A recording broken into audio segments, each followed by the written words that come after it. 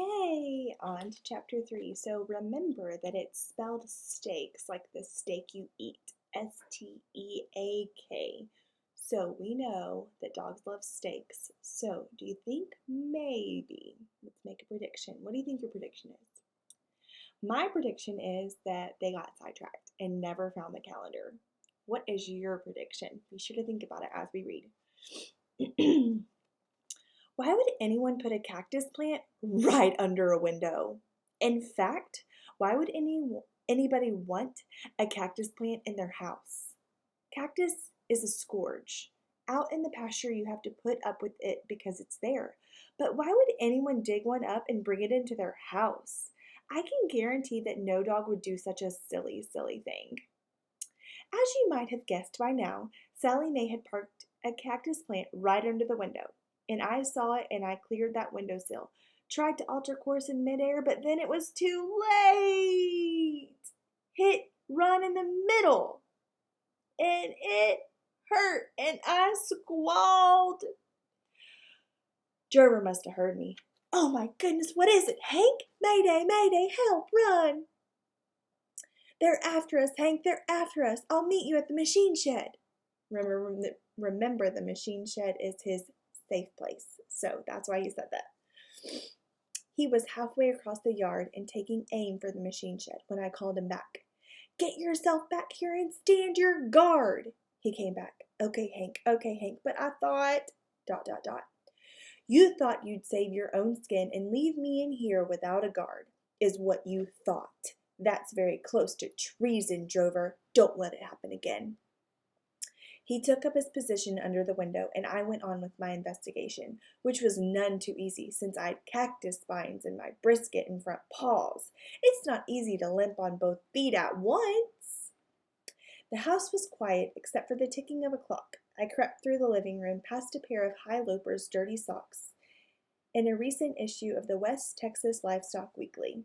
Near the center of the room, I paused to study some photographs on the wall. There was one of the loafer, another of Sally Mae, and another of the two of them together. Why do humans always grin in their photographs? Weird. I moved on, stuck my head into the bedroom, checked it out. Sally Mae had made the bed before she left in such a rush. That's kind of important clue you look for. The trouble with clues is that you have to figure out what they mean. For instance, Sally Mae had made her bed because she knew the end of the world was coming, and she didn't want the world to end with her bed unmade. She had made her bed because she thought the world wasn't coming to an end, and if she thought the end of the world was coming, she would have cared what her bed looks like. She made her bed every day regardless of what the rest of the world was doing. So there you are, a little insight into the kind of heavy analysis that goes into an investigation. I tiptoed into the kitchen and started looking around for the telephone. According to Pete's testimony, Sally Mae had written on her calendar while she was talking on the phone. Hence, the calendar had to be close to the phone. I was studying the layout of the room when all at once I caught an unusual scent. I had a hunch that it needed checking out. It just might prove to be a missing piece of our puzzle. I sniffed the air until I got my parameters and followed the scent through a door and out to the utility room. The scent grew stronger and stronger. I knew I was getting close. This was no ordinary scent. In many years of security work, I have never encountered a smell quite like this one. I went to the center of the room and took another reading. With no conscious effort on my part, my nose turned 15 degrees to the left and stopped, then lowered 7 degrees and stopped. You might say that my nose had traced out invisible crosshairs and had found the target. I felt myself moving, propelled by an unknown and mysterious force. At times like this, I become a weapon, an instrument guided by secret powers that are known only to the top of cowdogs. He's pretty big-headed, don't you think? He thinks he's the best around, the best there is, but he always comes into some problems. Experts have estimated that there are only 1 in 3 cowdogs in the entire world who have this kind of ability, and I guess I don't need to point out that I'm obviously one of them. It's a real honor to be listed the top 3. But as I've said many times before, greatness without grace is mere vanity. So a guy needs to work on his humility, even though he's been listed as the top 3. I crept forward. The scent grew stronger. It was indeed a remarkable smell. It wasn't a skunk. It wasn't a badger. It wasn't a coyote. It wasn't a coon. But I had a suspicion that it belonged to an animal of some kind. Perhaps a species. A species means a specific kind of animal. A species I had never encountered before. And whatever it had a powerful scent. Up ahead, I saw 2 objects in a corner behind the back door. The room was dark, and I was relying pretty much on instruments, you might say, which means that I couldn't see very well. But as I drew closer, I began to get visual readings. These creatures were built in the shape of an L, a strange configuration to say the least. They had leathery skin and no hair, and unless my eyes deceived me, they had no legs. How they managed to walk with no legs, I didn't know, but it wasn't my job at this point to explain such things. But here's a real shocker, and you might want to get a good grip on your chair. There they were, headless. Yes, sir, I said that right. No heads, just long necks. I had no way of knowing whether they were hostile or friendly, and in my business, a guy learns not to take any chances. We usually attack and ask questions later.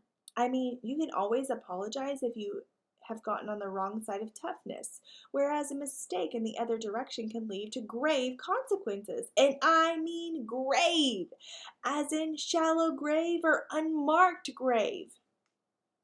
3 feet away from the enemy, I stood and took a final reading. The scent was very strong. It smelled bad. You might even say it was a stink. The creature had moved. They were just huddled there in shadows, staring at me, and I stared back. Never let an enemy stare you down. Show the slightest bit of weakness in your eyes, and they'll get you. It was time to attack. I coiled my legs under me and flew through the air, buried both of them under my weight, knocked them to the floor. They must have released their smell because I could hardly stand it. I fought and slashed until I felt their bodies go limp. Then I stepped back and was a little surprised that there wasn't any blood on the floor. But what surprised me even more, ... I don't know how to say this.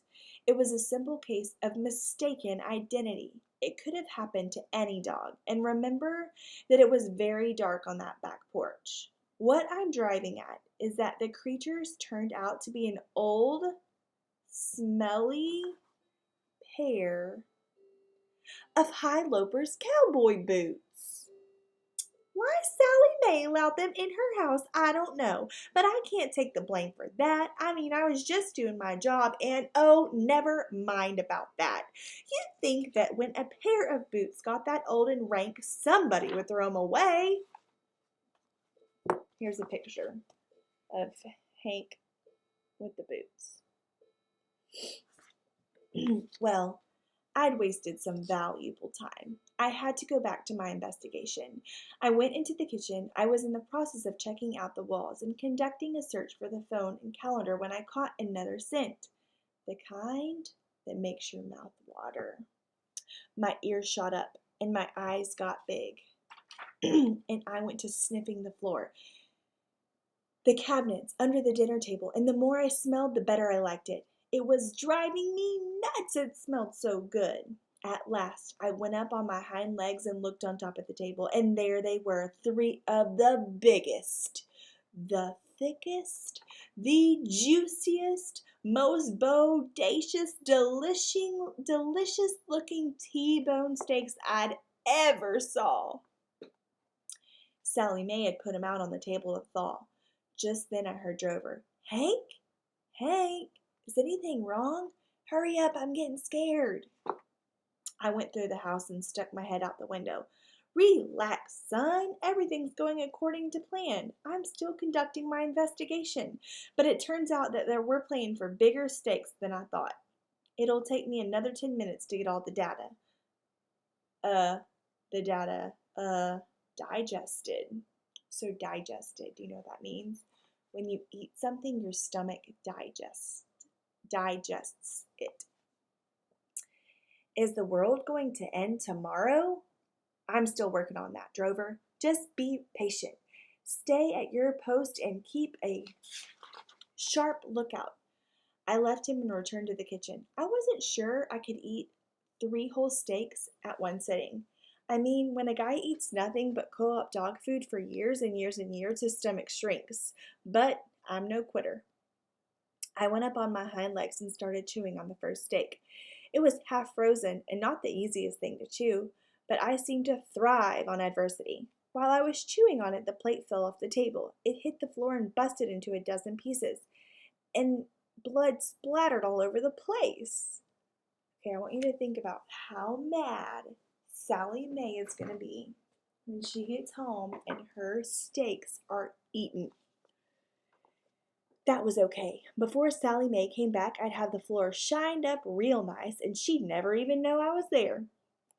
You know, when a guy's been on co-op dog food most of his life, he can sort of lose his head over a T-bone steak.